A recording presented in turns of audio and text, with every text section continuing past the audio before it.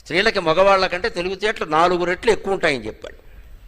శాస్త్రమే చెప్పింది ఆ విషయం. గ్రహింపు, గ్రహణ శక్తి.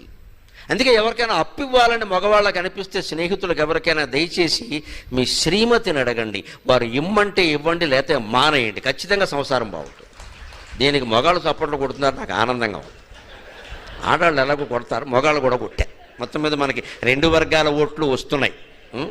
మదీనాగూడలో పోటీ చేయొచ్చు, పర్లేదు. సత్యం అమ్మా, అంగీకరించక తప్పదు. ఇది ఆడవాళ్ళని అడగండి, వాళ్ళకేం తెలుసు. ఫైనాన్షియల్ అని నీకెందుకు, లోపలికి పోవద్దాం, వాళ్ళే చేయగలరు. అడగండి. వాడు మాకు ఫ్రెండే కానీ 10 లక్షలు అడుగుతున్నాడు ఏకంగాను, మనం ఇవ్వచ్చు పర్వాలేదు కానీ అని అనండి. నీకు తెలీదు, వాడు చూపుల్ని గమనించా, వాడు తిరిగి ఇచ్చే రకం కాదని చెప్పేస్తున్నాడు. నమశివాయ. ఇవ్వకండి. అక్కడ భార్య మాట జవదాటకూడదు. ఎందుకంటే ఫైనాన్షియల్ మ్యాటరు. వాడు నిజంగా 10 లక్షలు ఎగ్గొడితే